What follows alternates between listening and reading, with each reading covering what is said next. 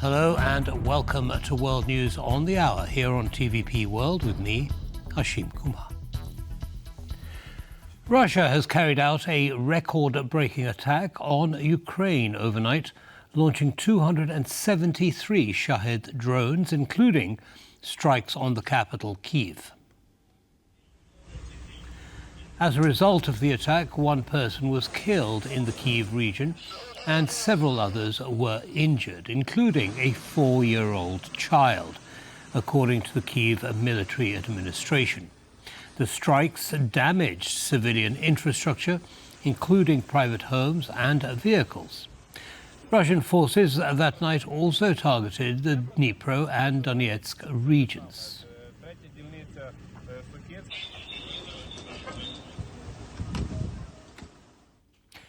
Voting has begun in Poland's presidential election after polling stations across the country opened their doors at 7 a.m. local time.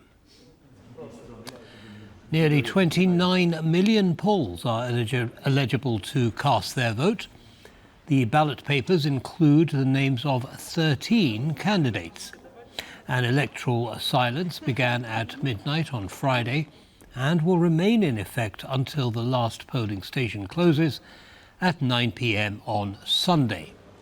During this time, all forms of campaigning, including public events, online posts, and publishing opinion polls, are banned. Violations can result in heavy fines if no candidate secures more than 50% of the vote.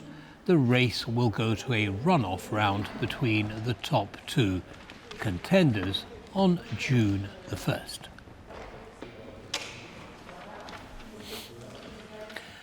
Romanians are also casting ballots in a presidential election, pitting ultranationalist George Simion against centrist Bucharest Mayor Nicușor Dan in what has become a neck-and-neck race. A pivotal ballot that will determine not only Romania's head of state, but also the future shape of government.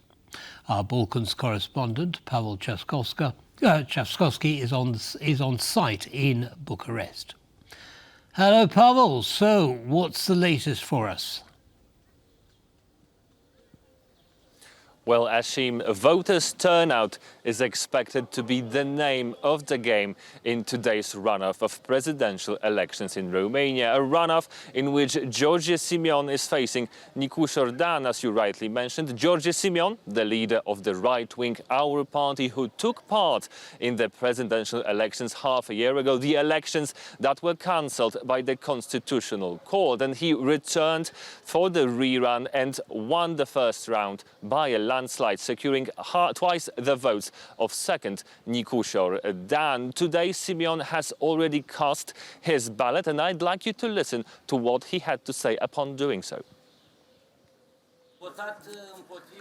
I voted against the injustices done to the Romanian people. I voted against the inequities and humiliations to which our brothers and sisters have been subjected, both here within the current borders and everywhere. And in the runoff, Simion is facing Nicușor Dan, a centrist mayor of Bucharest, who runs as an independent, and in the first round secured about 20% of the votes. 2 weeks ago, after the first round, it seemed a major challenge for Dan to close the gap to Simion. However, this week the polls were released that showed both candidates, as you mentioned, neck and neck. Some of the polls even gave Dan a slight lead over Simion. Therefore, each vote counts, but also, as I mentioned at the beginning, the voters' turnout matters. Experts believe that the voters' turnout below 60% would benefit Simion. Voters' turnout higher than 60% would work for Dan. Back to you, Hashim. Many thanks. Nail-biting stuff there, Pavel, and we'll be speaking with you later on today. Thank you.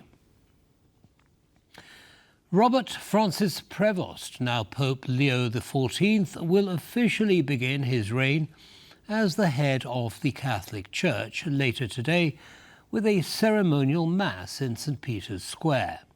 The event will be attended by thousands of the faithful, as well as 150 international delegates. The Mass will begin at 10 a.m. local time after Pope Leo's first public ride in the Popemobile. During the Mass, Pope Leo will receive the two symbols of the papacy, the lambswood wool stole, known as a pallium, and the fisherman's ring. The Chicago-born 69-year-old is the first pope from the United States, elected on May the 8th after a brief conclave. He succeeds Pope Francis, who died on April the 21st after leading the Catholic Church for 12 years. So we see that these pictures are coming live from the Vatican, and we see the Pope going in to the chambers from where he'll be conducting his Mass, expecting a crowd of about 250,000 people at St. Peter's Square. So it's going to be quite a, quite a squeeze there. In terms of the world leaders and the royals who are expected, we're going to have U.S. Vice President J.D. Vance, Ukrainian President Volodymyr Zelensky, Canadian Prime Minister Mark Carney, and Britain's Prince Edward, to mention a few. So what happens at the end of this Mass? This is a very symbolic Mass as well, because it marks the official starting point of the papacy. Now, clearly, we're all very, very concerned or interested in what the new Pope's approach is going to be in terms of his role in world matters. For example, will he be interested in diplomatic efforts to intercede in the Russian-Ukrainian war? Well, although the Vatican has traditionally been neutral, popes recently, I think of the previous Pope, Pope Francis, have been more active in this field. How this will go down with the parties involved, well, we shall wait and see. And, of course, how much influence the Pope will have on those negotiations. There are many who say that the Pope should take a bigger role in world events, and there are expectations that this will be so with Leo the 14th. We see here now, again, live pictures from the Vatican of clergy praying, awaiting the Mass. I believe it's just about to start. And we see the procession coming out onto the square. A grand occasion indeed. Very, very clearly organized. Bishops there, bishops' conclave there, as they all gather for the beginning of the Mass. We'll be keeping you up to date on that. We'll be keeping you up to date on that, of course, as things occur. Putin is just afraid of bilateral talks, says Ukrainian President Volodymyr Zelensky, who briefed Canadian Prime Minister Mark Carney on the Istanbul peace talks during their Saturday meeting in Rome. The two leaders met for the first time ahead of Pope Leo XIV's inauguration. Mr. President, welcome. Welcome to this corner of Canada. And may I say, in every corner of Canada is Ukraine. The Canadian people stand in steadfast and unwavering support of your leadership, of the people of Ukraine.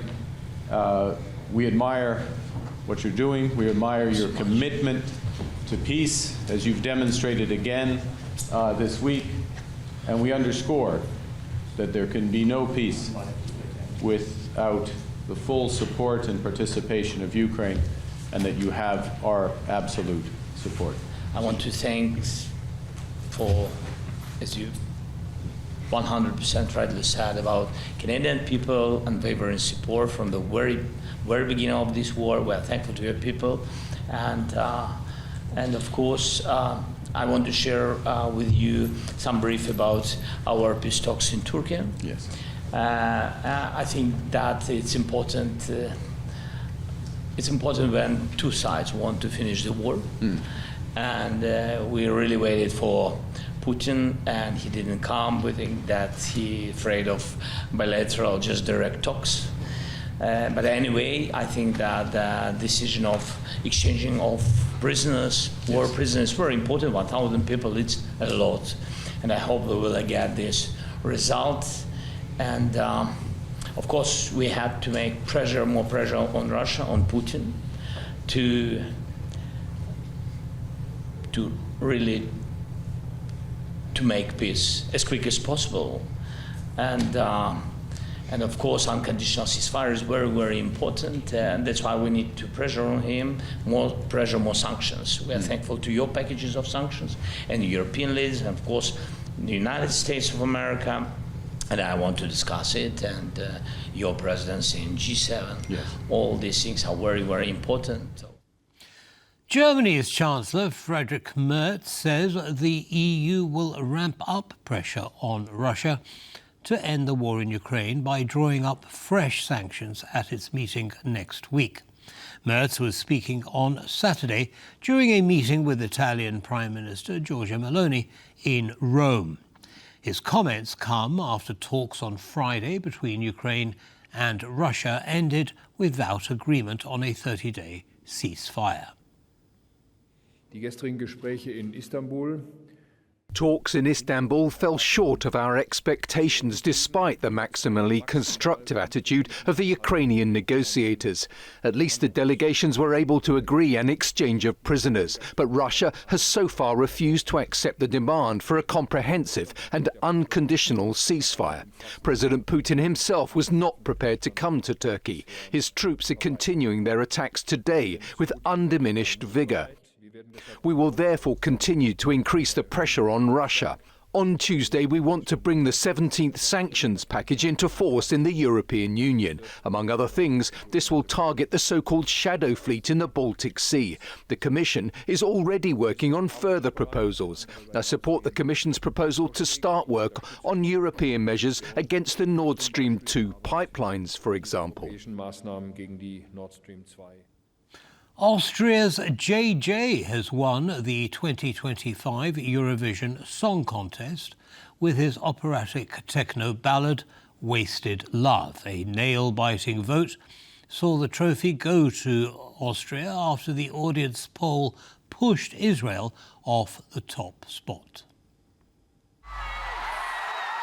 This is the moment the 24-year-old singer from Vienna secured Austria's third win at the Eurovision Song Contest.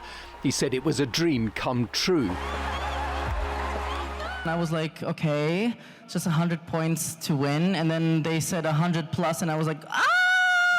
And I was literally screaming and crying, and I'm definitely going to be hoarse tomorrow, but who cares? And yeah, so I literally, the first thing, my sister came, she broke through the security guards and hugged me, and I was like, yes, that's my sister, let her hug me. And so, I can't believe that we won. JJ, who trained as a countertenor, combined elements of opera, techno and high-pitched vocals in his song about unrequited love.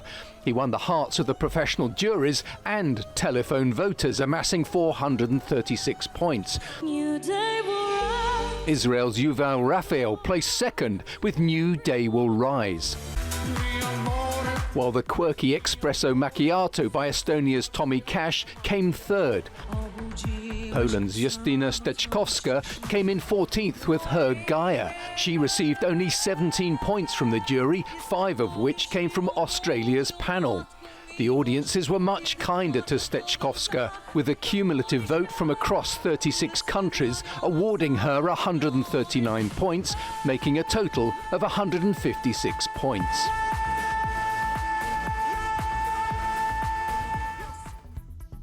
And that brings us to the end of this news bulletin, but we will be back on the hour. Till then, don't go away. Goodbye.